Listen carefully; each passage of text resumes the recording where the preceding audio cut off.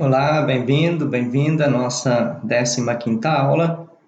Nesta aula, veremos o cânon 1075 sobre a autoridade suprema da Igreja, o cânon 1076 sobre costumes contrários e o cânon 1077 sobre algumas proibições do ordinário do lugar.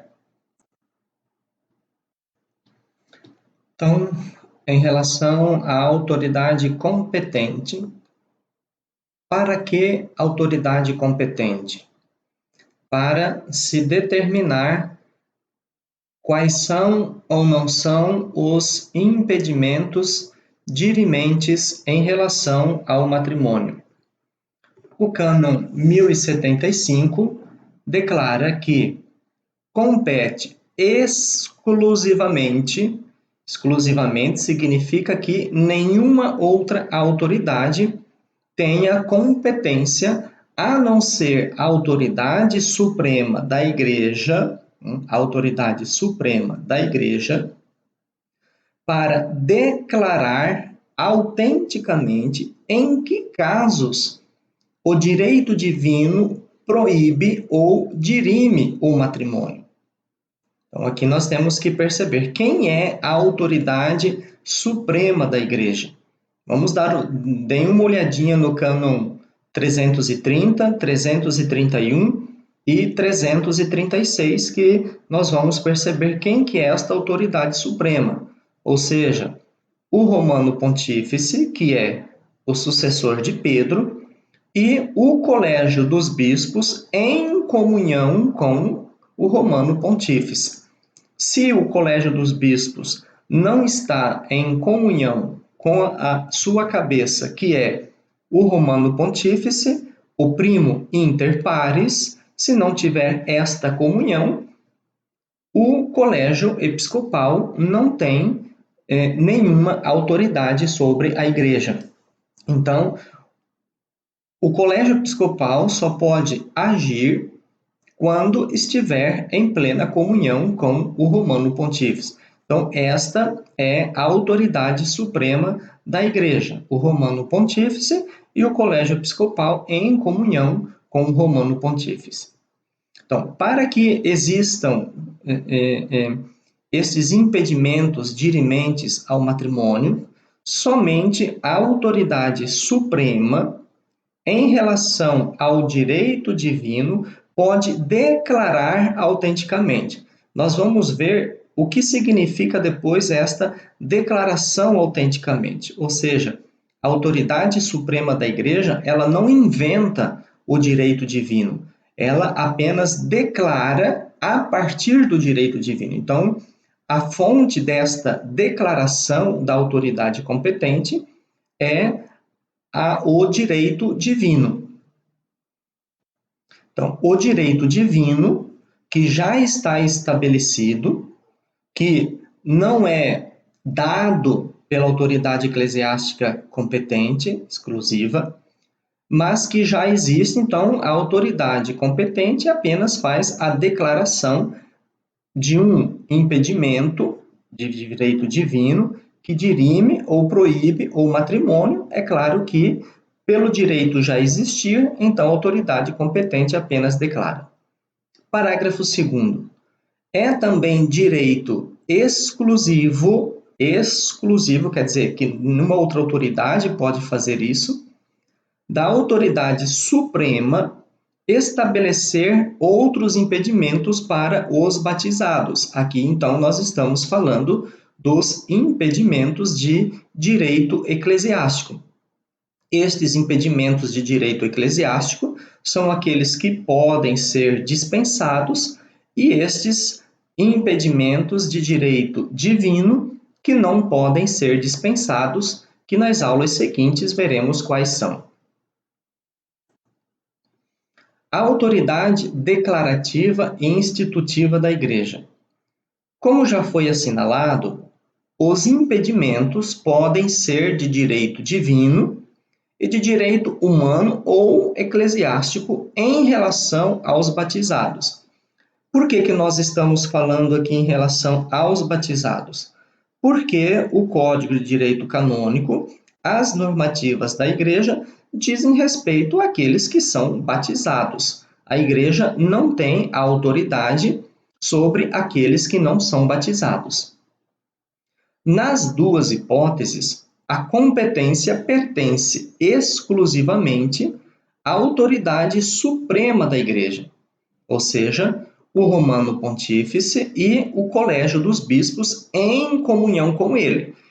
Deve-se ressaltar que o Colégio dos Bispos só é autoridade suprema da Igreja enquanto estiver em comunhão com o Romano Pontífice. Portanto, um bispo que não está em comunhão com o Romano Pontífice é um bispo que está, portanto, fora do colégio dos bispos. E então deixa de exercer, juntamente com o colégio, esta autoridade suprema da Igreja. E é claro, estando contra o Romano Pontífice, significa que este bispo está, portanto, excomungado. Então vejamos lá o cânon 330, 331 e 336.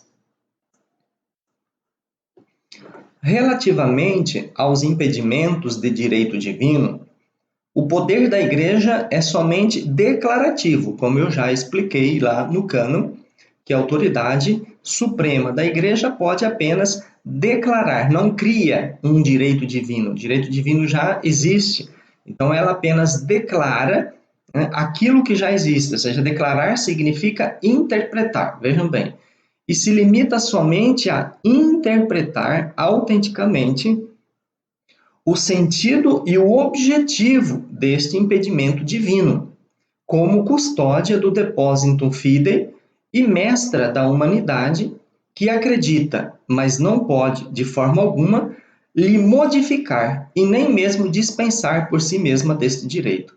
Então, fica esclarecido que, em relação ao direito divino, a autoridade suprema da Igreja pode simplesmente declará-lo no sentido de interpretá-lo autenticamente, né, ou verificar o seu objetivo como depósito da fé e a estes impedimentos nem mesmo dispensar por si mesma desse direito. Ou seja, a Igreja não tem a autoridade para dispensar daquilo que é de direito divino. Em relação aos direitos eclesiásticos, o poder da Igreja é institutivo, ou seja, a Igreja pode instituí-lo, criá-lo. E as suas normas são vinculantes, ou seja, vinculam a todos aqueles que estão ligados à Igreja Católica, seja em foro interno que em foro externo. A autoridade eclesiástica inferior não possui nenhum poder declarativo ou institutivo em relação a estas questões dos impedimentos dirimentes. Que autoridade inferior? O concílio particular, a conferência episcopal, o bispo diocesano. Então, fica esclarecido que o bispo diocesano, o concílio particular, a conferência episcopal, eles não podem estabelecer um impedimento dirimente para a sua região ou para a sua diocese. Somente a autoridade suprema da Igreja que pode determinar quais são os impedimentos dirimentes de direito eclesiástico. A normativa reivindica a total exclusividade da suprema autoridade da Igreja em relação à competência para declarar autenticamente quais fatos ou circunstâncias objetivas, por direito divino, natural e positivo, se oponham de alguma forma, seja na liceidade ou na validade, à constituição do matrimônio. Depois, lá, como nós vimos no cânon 1071, né, a questão do que foi determinado para a verdadeira liceidade da celebração do matrimônio, né? Em que casos, por exemplo, o ordinário do lugar deve dar a sua licença ou no caso da validade, que são os 12 impedimentos dirimentes e que requerem, naqueles casos possíveis, a devida dispensa para a validade do matrimônio. No parágrafo 2º, a norma também reivindica à autoridade suprema da Igreja a competência para constituir outros impedimentos próprios, segundo as exigências do matrimônio cristão e da comunidade eclesial, válidos para todos os batizados, válidos para toda a Igreja. A competência do Estado. Sem dúvida, a autoridade civil tem o poder iure próprio, seja de direito próprio, para estabelecer impedimentos, sejam proibientes que dirimentes, para o matrimônio das pessoas não batizadas. Então vejam bem aqui que nós precisamos entender esta situação.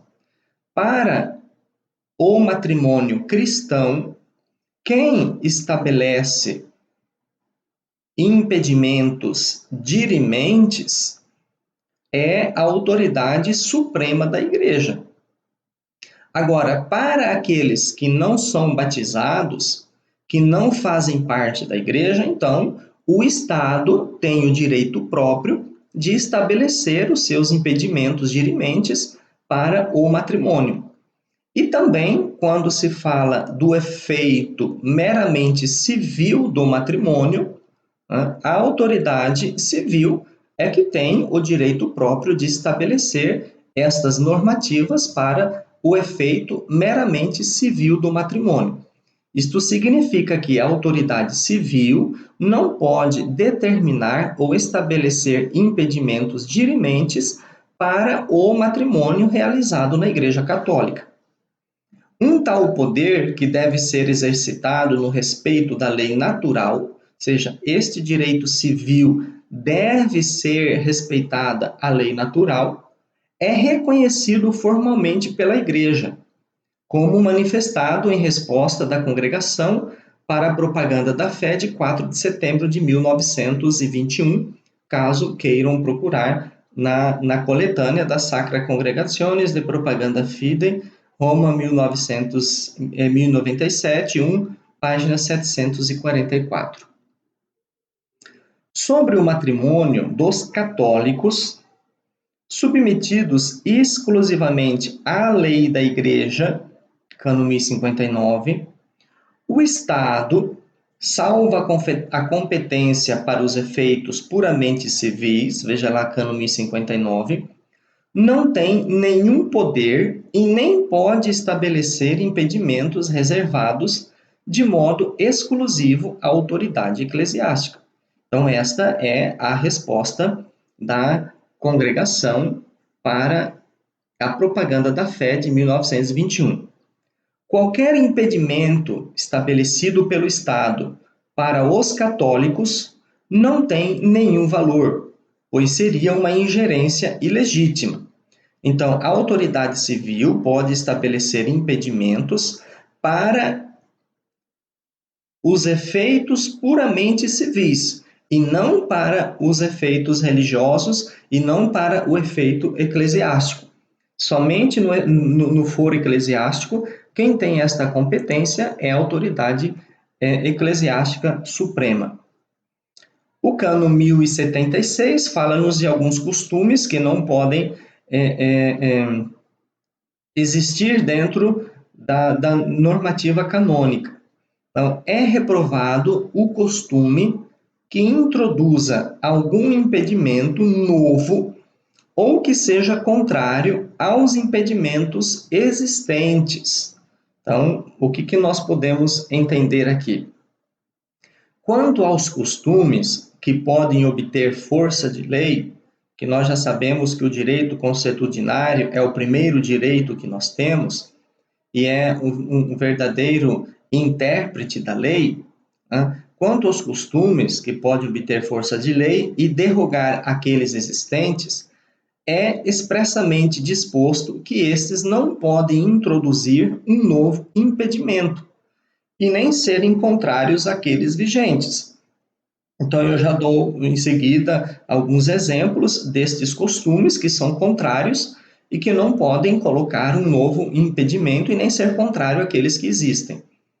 Sob este aspecto, são formalmente reprovados e, como tais, são supressos se existirem no futuro, conforme já está determinado no cânon 5, parágrafo 1º, e no cânon 24, parágrafo 2º. Apenas alguns exemplos para a gente exemplificar e tipificar este cânon 1076 sobre costumes reprovados. Por exemplo, uma tribo onde a mulher contrai matrimônio com 12 anos, ou seja, qual é a idade permitida canonicamente, né, e o homem 14 anos de idade. Qual é a idade canônica? 14 para as mulheres e 16 para os homens. Então, se existe, por exemplo, uma tribo onde é permitido que a mulher contraia matrimônio com 12 anos, significa que este costume não pode derrogar a normativa da igreja que determina 14 anos para as meninas e 16 anos para os meninos. Então, aqui nós temos um costume contrário à normativa da igreja e um costume, portanto, reprovado. E então, neste caso, este costume não pode, né, derimir aquela normativa do cânon 1083. Um grupo não contrai matrimônio com outro grupo. Isso não existe na normativa da igreja. Isso é uma questão, às vezes, cultural de um lugar. Então, este fato de um grupo não contrair matrimônio com outro grupo não pode se tornar um impedimento dirimente, porque este é um costume que é reprovado pela legislação canônica. Cânon 1077. Em caso especial, o ordinário local. Quem é o ordinário local? Cânon 134. O bispo diocesano, o vigário-geral, o vigário episcopal, pode proibir o matrimônio aos seus súditos, onde quer que se encontrem. Ou seja, os súditos deste ordinário local, estando no território do ordinário local ou não. Por exemplo, um súdito da arquidiocese de Cuiabá, que está na diocese de Sinop, o arcebispo pode proibir o seu matrimônio, mesmo ele estando em outra diocese, porque este é um súdito deste ordinário local. Então, onde quer que se encontrem, e a todos os que se acham em seu território. Então, vejamos bem, o arcebispo de Cuiabá pode proibir o seu súdito, ele estando na diocese de Sinop, e o bispo, o ordinário local de Sinop, também pode proibir este súdito, porque naquela ocasião ele se encontra no seu território diocesano. Mas isso só temporariamente, ou seja, esta proibição, ela não pode ser uma proibição perpétua.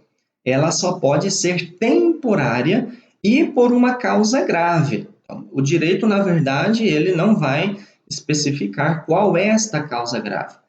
Cabe ao ordinário do local discernir se esta causa é grave ou não, e enquanto esta perdure. Parágrafo 2º. Somente a autoridade suprema pode acrescentar uma cláusula dirimente a esta proibição, ou seja, o ordinário local não é autoridade suprema.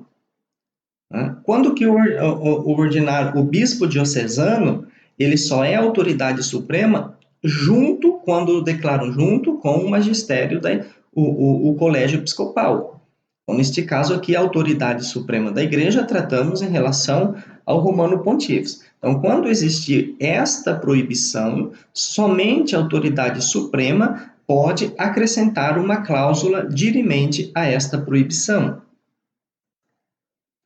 Os ordinários do lugar, não os párocos, podem vetar um matrimônio de acordo com o Cano 1077, mas a proibição não poderá anexar alguma cláusula dirimente, ou seja, eu estou proibindo este matrimônio e se ele for realizado, ele será nulo. Isso é colocar uma cláusula dirimente.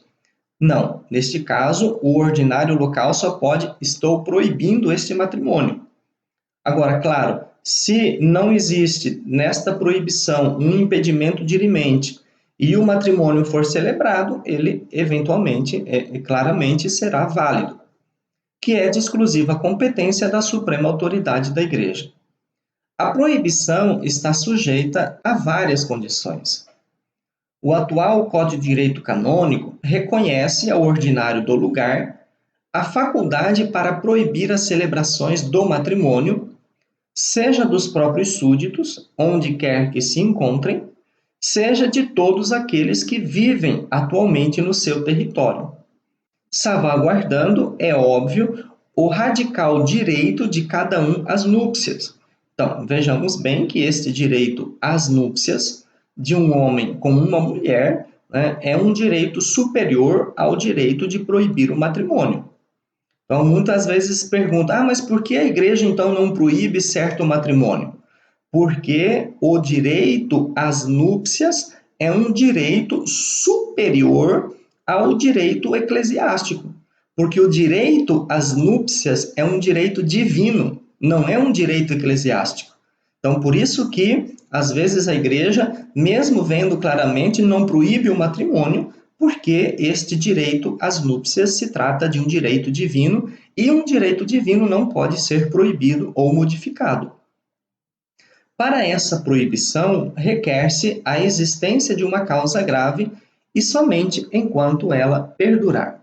Então, por assim, terminamos a nossa 15ª aula.